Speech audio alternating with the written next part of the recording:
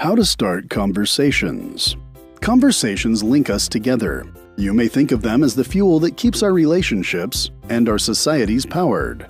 Conversations are crucial for our well-being. We share how we feel and what we think through conversations. Our workplaces and our relationships are all dependent on the conversations we have with others. Hi, if this is your first time on this podcast, here we share practical information on how to become a better person. If you are interested in personal development, consider subscribing. If you want to download a free book called How to Talk to Anyone, 10 Simple Tricks to Have a Meaningful Conversation, go to www.selfimprovementvault.com or check the link in the description.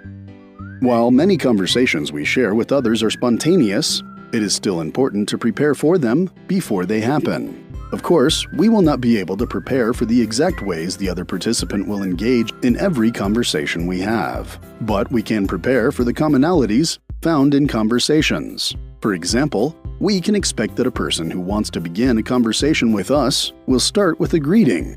We can also expect that a person who feels threatened and intimidated will be less likely to respond to attempts at communication. To start conversations with others, we need to prepare for the commonalities we are likely to encounter. If we can predict how a person will react in everyday situations, we can use that information to help us start a conversation. Subsequently, starting a conversation is all about your approach. The human mind makes many decisions based on snap judgments and unconscious biases. To use this to your advantage, you must approach conversations in a way that will trigger favorable judgments in the other person. One of the easiest ways to trigger a person's unconscious bias to your benefit is through friendliness. Approaching a person with a big smile, an open disposition, and an air of happiness causes them to see you as a non-threatening, positive person. You appear dependable, likable, and trustworthy when you start a conversation by making jokes, offering to help the other person, and listening attentively. A simple, "I would love to help if you need any help," will get you a long way with others. Your humility will cause others to drop their guard. So too will your ability to make others feel accepted and cared for. Even though it may be foreign to you, putting on a welcoming, friendly demeanor when starting conversations will make them go smoothly. You must also be interested in people when starting conversations. If you begin a conversation by talking about yourself only, the other participant will see you as selfish, self-obsessed, and rude. They will perceive you as being of no use to them socially or emotionally, causing them to shut down even before the conversation has a chance to get off the ground. If you cause the other participant to perceive you as a negative person, then you have started off the conversation on the wrong foot. It is better to start conversations by asking people questions. This shows them that you are interested in them, you want to be friendly and helpful, and you truly want to engage with them. By asking questions, you signal to the other person that you are a friend. This is very advantageous for you because most people love to have conversations with their friends.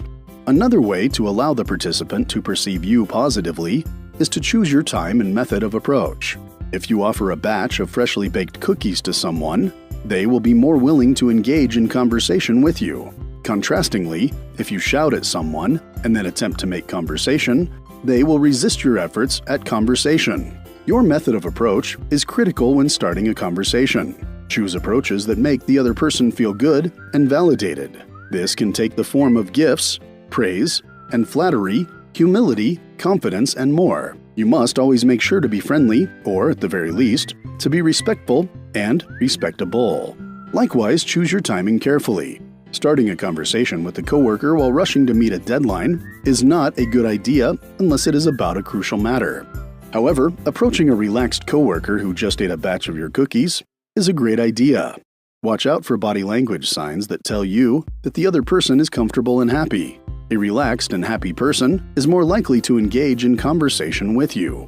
For instance, are they scowling, or do they have a neutral, happy facial expression? Do they have their back turned to everyone? And have they placed space between themselves and everyone else? Or are they facing others close to everyone else? Do they look deep in thought? Do they seem distracted? Or do they seem relaxed? Are their eyes focused on their surroundings? Or do they seem out of focus? Are they making eye contact? Or are their eyes darting rapidly between things? Are their shoulders hunched or relaxed? Is their body stiff and rigid or relaxed? These signs will let you know whether it is the right time to start a conversation with someone or not. Consider also your body language. If you approach someone with crossed arms, a puffed-out chest, and a frown, they won't want to engage in conversation with you because you are occupying a defensive, intimidating posture. Your body language speaks volumes to the other participant, notably that you believe yourself superior to them.